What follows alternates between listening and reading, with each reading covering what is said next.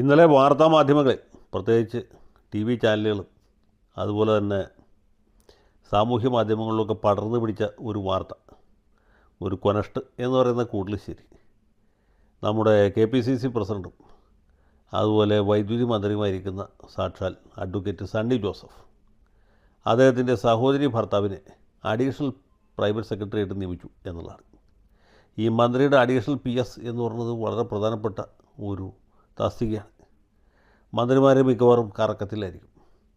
അവർ നാട മുറിക്കാനും വിളക്ക് കത്തിക്കാനും തറക്കല്ലിടാനും പിന്നെ വിവിധ യോഗങ്ങളിൽ അധ്യക്ഷത വഹിക്കാനും ഉദ്ഘാടിക്കാനും ഒക്കെ പോകുമ്പോൾ തിരുവനന്തപുരത്തിരുന്ന് ഭരണചക്രം തിരിക്കുന്നത് മിക്കവാറും ഈ പേഴ്സണൽ സ്റ്റാഫായിരിക്കും. അതിൽ തന്നെ ഏറ്റവും പ്രധാനപ്പെട്ട ഒരു താക്കോൽ സ്ഥാനം വഹിക്കുന്ന ആളാണ് അഡീഷണൽ പ്രൈവറ്റ് സെക്രട്ടറി അഥവാ അഡീഷണൽ PS. ഈ അഡീഷണൽ PS സർവശക്തനായ ഒരു വ്യക്തിയായിരിക്കും. അദ്ദേഹത്തിന് ചുറ്റുമായിരിക്കും മന്ത്രിയുടെ ഓഫീസ് കറങ്ങിക്കൊണ്ടിരിക്കുന്നത്. അവരാണ് ഈ ഭ്രമണത്തെ നിയന്ത്രിക്കുന്നത്. ഭൂമിയുടെ അച്ചുതണ്ട് എന്ന് പറഞ്ഞ പോലെ മന്ത്രിയുടെ ഓഫീസിൻ്റെ അച്ചുതണ്ട് എന്ന് പറഞ്ഞാൽ അഡീഷണൽ PS ആണ്. അഡീഷണൽ PS ആണ് പ്രധാനപ്പെട്ട തസ്തികകളിലേക്ക് ആളെ തീരുമാനിക്കുന്നത്, അല്ലെങ്കിൽ അവർ ആ കടലാസുകളൊക്കെ സ്ട്രീം ലൈൻ ചെയ്ത് അവിടെ നിഗ്രഹ ശക്തിയുള്ള ആളായിരിക്കും. പ്രത്യേകിച്ച് UDF ഭരിക്കുമ്പോൾ, CPM ഭരിക്കുമ്പോഴും അതെ, പാർട്ടിക്ക് വളരെ വിശ്വസരായ ആളുകളെയാണ് PS ആയിട്ടും അഡീഷണൽ PS ആയിട്ടൊക്കെ വയ്ക്കുക. അപ്പോൾ ഇവിടെ സംഭവിച്ചതെന്ന് വെച്ചാൽ നമ്മുടെ സണ്ണി ജോസഫിന് ഏറ്റവും വിശ്വാസമുള്ളൊരാൾ, അദ്ദേഹത്തോട് കൂറ് പുലർത്തുന്ന ഒരാൾ, അദ്ദേഹത്തോട് ചേർന്ന് പോകാൻ പറ്റുന്ന ഒരാളായിരിക്കണം PS അല്ലെങ്കിൽ അഡീഷണൽ PS.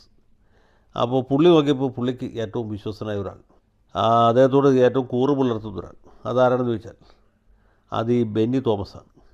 കാരണം സ്വന്തം പെങ്ങളുടെ ഭർത്താവാണെന്ന് മാത്രമല്ല, ദീർഘകാലമായിട്ട് ഒരുമിച്ച് പ്രവർത്തിക്കുന്ന ആളാണ്. ഇദ്ദേഹം 2 തവണ പഞ്ചായത്ത് പ്രസിഡൻ്റായിരുന്നുണ്ട്. ആത്മാർത്ഥ കോൺഗ്രസ്സുകാരനാണ്. DCCയിലും കോൺഗ്രസിൻ്റെ മണ്ഡലം കമ്മിറ്റിയിലുമൊക്കെ വിവിധ സ്ഥാനമാനങ്ങൾ വഹിച്ചിട്ടുള്ള ആളാണ്. ആത്മാർത്ഥ കോൺഗ്രസ്സുകാരനാണ്. അതിനേക്കാൾ ഉപരി വിശ്വസ്തനാണ്. അത് വളരെ പ്രധാനപ്പെട്ട കാര്യമാണ്. പണ്ട് കുഞ്ഞാലിക്കുട്ടി ഇരുന്നപ്പോൾ അദ്ദേഹത്തിൻ്റെ ഭാര്യ സഹോദരിയുടെ ഭർത്താവായിരുന്ന റൌഫ് എന്തൊക്കെ തരത്തിലുള്ള പദവികൾ അലങ്കരിക്കുന്നത് നമ്മൾ കണ്ടതാണ്. റൌഫാണ് സത്യത്തിൽ ഭരണം നിയന്ത്രിച്ചിരുന്നത്.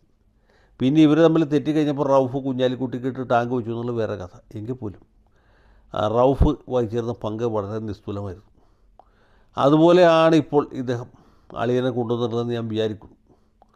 അങ്ങനെ കൊണ്ടുവരാനുള്ള സർവ്വ സ്വാതന്ത്ര്യവും സണ്ണി ജോസഫിനുണ്ട്. പിന്നെ അസൂയക്കാർ പലതും പറയാം, ഒന്നും കണക്കാക്കേണ്ട ആവശ്യമില്ല. VS അച്യുതാനന്ദൻ്റെ ഇടതുപക്ഷ മന്ത്രിസഭ നിലനിന്ന കാലത്ത് അന്ന് ആരോഗ്യ കുടുംബക്ഷേമ മന്ത്രിയായിരുന്ന ശ്രീമതി PK ശ്രീമതി അവരുടെ മകൻ്റെ ഭാര്യയെ സ്വന്തം ഔദ്യോഗിക മന്ദിരത്തിൽ കുക്കായിട്ട് നിയമിച്ചു. ഏതായാലും പാചകം ചെയ്യുന്നത് ഈ പെൺകുട്ടിയാണ്, അതായത് മകൻ്റെ ഭാര്യയാണ്. അവൾ തുടർന്നും കുക്ക് ചെയ്യട്ടെ എന്ന് വിചാരിച്ചിട്ടാണ് കുക്കായിട്ട് നിയമിച്ചത്. അപ്പോൾ അങ്ങനെ ചെയ്യുമ്പോൾ ഒരു ഗുണമുണ്ട്. വീട്ടിൽ സാധാരണ അമ്മായിയമ്മ പറഞ്ഞിട്ട് മരുമകൾ കുക്ക് ചെയ്യുമ്പോൾ അതിന് പ്രത്യേകിച്ച് കാശൊന്നും കൊടുക്കേണ്ടതില്ല. ഇവിടെ അങ്ങനെയല്ല. ഖജനാവിൽ നിന്ന് കൊള്ളാവുന്ന സംഖ്യ അവർക്ക് പ്രതിഫലമായിട്ട് കിട്ടും. പിന്നെ കുറച്ച് കഴിഞ്ഞപ്പോൾ ഈ മരുമകളെ ഗസറ്റഡ് പോസ്റ്റിലേക്ക് പ്രൊമോട്ട് ചെയ്തു. അങ്ങനെയൊക്കെ ചെയ്തിട്ടുണ്ട്. അപ്പോൾ ഇവിടെ അതുപോലെ പലതും നടക്കാവുന്നേ ഉള്ളൂ. അത് അന്ന് കോൺഗ്രസ്സുകാർ ഈ ശ്രീമതി ടീച്ചറെ പരിഹസിച്ചു. സ്വന്തം മകൻ്റെ ഭാര്യ അടുക്കളയിൽ കുക്കായിട്ട് നിയമിച്ച കേരള ചരിത്രത്തിൽ ആദ്യത്തെ അമ്മായിയമ്മ എന്നൊക്കെ പറഞ്ഞ് ഇവരെ ട്രോളി. പക്ഷേ ടീച്ചർ അതുകൊണ്ട് കുലുങ്ങിയില്ല. പക്ഷേ പിന്നീട് CPM പോളിറ്റ് ബ്യൂറോ ഇടപെട്ട് മരുമകളെ സർവീസിൽ നിന്ന് പുറത്താക്കി. അപ്പോൾ ഇവിടെ പക്ഷേ കോൺഗ്രസ്സിൽ അങ്ങനെയുള്ള സൗകര്യങ്ങളും സംവിധാനങ്ങളൊന്നുമില്ല.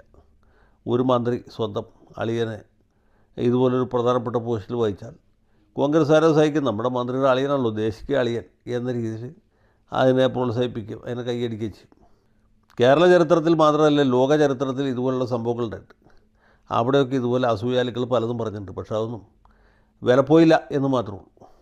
ചെറിയ ആളൊന്നുമല്ല. സാക്ഷാൽ ജോൺ F കെന്നഡി അമേരിക്കൻ പ്രസിഡൻ്റായിട്ട് തിരഞ്ഞെടുക്കപ്പെട്ടപ്പോൾ അദ്ദേഹം അറ്റോർണി ജനറലായിട്ട് നിയമിച്ചത് സ്വന്തം അനുജൻ റോബർട്ട് കെന്നഡിയായിരുന്നു. റോബർട്ട് കെന്നഡി ഒരു പൗരാവകാശ പ്രവർത്തകനും അഭിഭാഷകനുമായിരുന്നു. അദ്ദേഹം ഹാർവാർഡ് യൂണിവേഴ്സിറ്റിയിൽ നിന്നാണ് ബിരുദം നേടിയിട്ടുള്ളത്.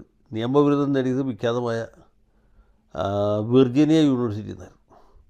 അങ്ങനെ അദ്ദേഹം അറ്റോർണി ജനറലായിട്ട് വന്നപ്പോൾ ഇതുപോലെ ചില കുബുദ്ധികൾ ചില കാര്യങ്ങളൊക്കെ പറഞ്ഞു. പക്ഷേ അദ്ദേഹം അതൊന്നും ഗൗനിച്ചില്ല.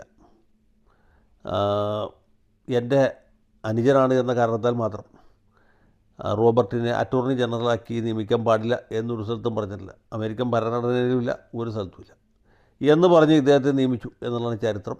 കെന്നഡി വെടിയേറ്റ് മരിച്ചതിന് ശേഷവും ആ സർക്കാരിൻ്റെ കാലാവധി ഇരുന്നവരെ, അതായത് 1961 തൊട്ട് 64 വരെ റോബർട്ട് കെന്നഡി ആയിരുന്നു അമേരിക്കയിലെ അറ്റോർണി ജനറൽ. അപ്പോൾ റോബർട്ട് കെന്നഡിക്ക് അങ്ങനെ ഒരു സ്ഥാനം വഹിക്കാമെങ്കിൽ ഈ സണ്ണി ജോസഫിൻ്റെ അളിയനായിരിക്കുന്ന ബെന്നി തോമസിനും ആ സ്ഥാനം വഹിക്കാം, യാതൊരു തെറ്റുമില്ല. അപ്പോൾ മഹാന്മാരായ ആളുകൾ തിരക്കുന്ന വഴി കൂടിയാണ് നമ്മൾ പോകേണ്ടത്. ഏതായാലും ഇങ്ങനെ ഒരു സ്ഥാനലബ്ധി സിദ്ധിച്ച ബെന്നി തോമസിനെ അഭിനന്ദിക്കുന്നു. പിന്നെ സ്വന്തം അളിയൻ്റെ കഴിവ്, കപ്പാസിറ്റിയും തിരിച്ചറിഞ്ഞ് പുള്ളിയെ പ്രധാനപ്പെട്ട ഒരു പോസ്റ്റിൽ നിയമിച്ച മഹാനായ നമ്മുടെ വൈദ്യുതി മന്ത്രി സാക്ഷാൽ അഡ്വക്കേറ്റ് സണ്ണി ജോസഫിനെയും അഭിനന്ദിക്കുന്നു. ഇതുപോലെയുള്ള ബന്ധു നിയമനം എന്ന് ഞാൻ പറയുന്നില്ല, ഇതുപോലെയുള്ള കഴിവിൻ്റെയും പ്രാഗൽഭ്യത്തിൻ്റെ അടിസ്ഥാനത്തിലുള്ള നിയമനം കൊണ്ട് മാത്രമേ സംസ്ഥാനത്തും കോൺഗ്രസും നിലനിന്ന് പോവുകയുള്ളൂ എന്ന കാര്യം കൂടി കൂട്ടിച്ചേർക്കുന്നു. ജയ് ഹിന്ദ്.